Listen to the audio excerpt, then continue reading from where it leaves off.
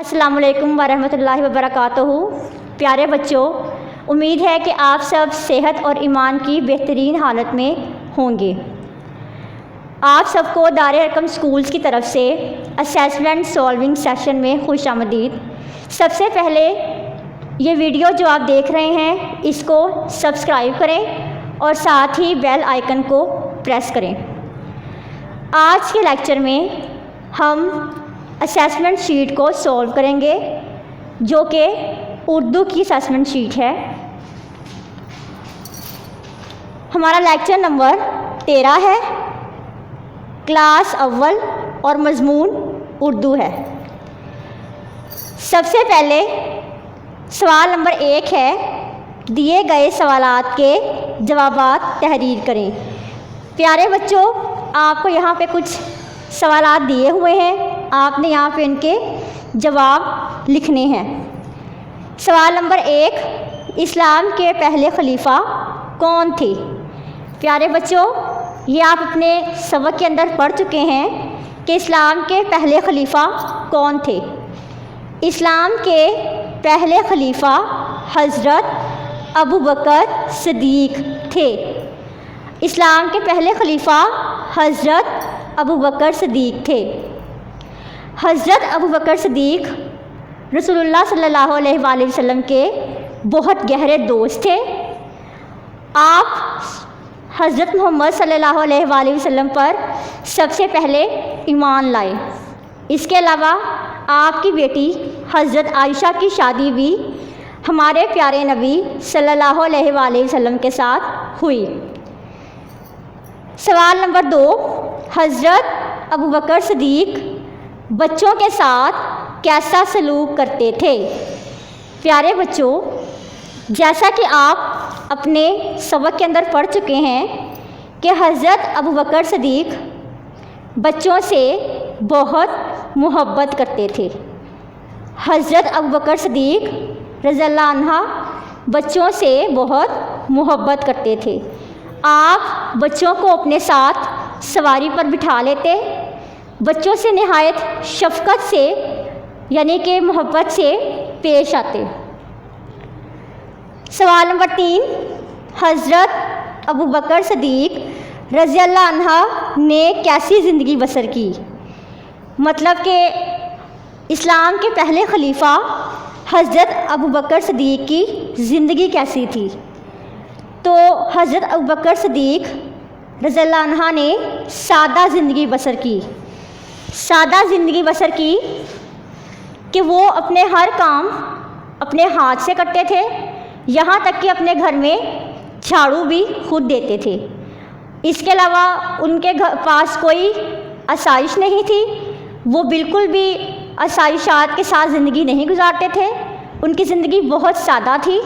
वो सादा खुराक खाते थे जैसे आम लोग खाते थे और आम लोगों के साथ वो मिलते जुलते थे और उनमें बिल्कुल भी गुरूर या तकब्बुर नहीं था इस्लाम के खलीफा होने के बावजूद। लिहाजा उन्होंने अपनी ज़िंदगी बहुत सादगी के साथ गुजारी।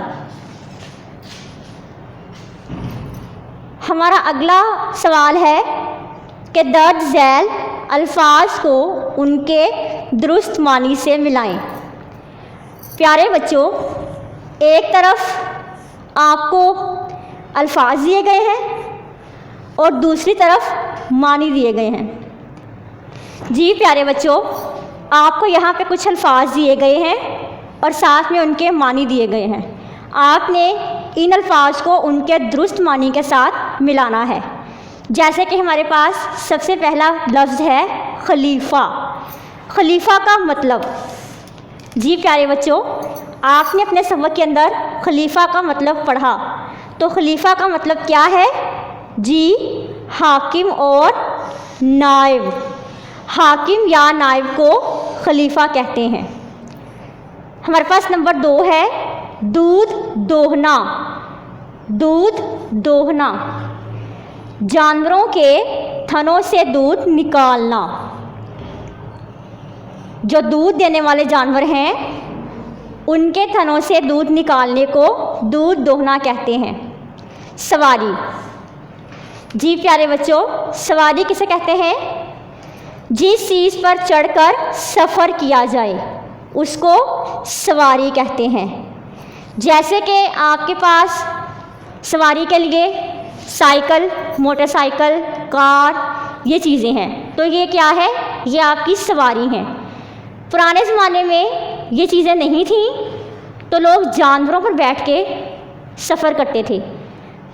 सफ़र के लिए ज़्यादातर ऊँट और घोड़े इस्तेमाल होते थे, तो ये उस वक्त के लोगों की सवारी थे।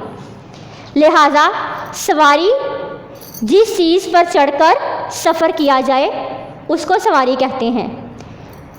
फजूल, फजूल बेफ़ायदा, जिसका कोई फ़ायदा ना हो, बेकार, जिसका कोई फ़ायदा ना हो। जी तो प्यारे बच्चों, आज हमने अपने असेसमेंट सॉल्विंग सेशन में असेसमेंट शीट नंबर 13 को हल किया, जिसमें आपने सीखा कि इस्लाम के पहले खलीफा हज़रत अबू बकर सदीक़ थे। हज़रत अबू बकर सदीक़ रज़ियल्लाहु अन्हा बच्चों से बहुत मोहब्बत करते थे और हज़रत अबू बकर सदीक़ ने सादा ज़िंदगी गुजारी किसी भी आसाइश के बगैर। इसी तरह से आपने अल्फाज मानी भी सीखे कि अल्फाज के मानी क्या हैं। खलीफा का मतलब है हाकिम और नाइब। जी तो मुझे बताएं प्यारे बच्चों कि दूध दोहना का क्या मतलब है? शाबाश, जानवरों के थनों से दूध निकालना। सवारी, जिस चीज़ पर चढ़कर सफ़र किया जाए। फजूल, बेफ़ायदा, बेकार, जिसका कोई फ़ायदा ना हो। जी तो प्यारे बच्चों, आपने असेसमेंट सॉल्विंग सेशन में असेसमेंट शीट नंबर 13 को हल किया। उम्मीद है कि आपको इसकी समझ अच्छी तरह से आ गई होगी। आखिर में आप लोगों ने अगर इस YouTube चैनल को सब्सक्राइब नहीं किया तो कर लें। अपना ख्याल रखिएगा। फ़ी अमानिल्लाह, अल्लाह हाफ़िज़।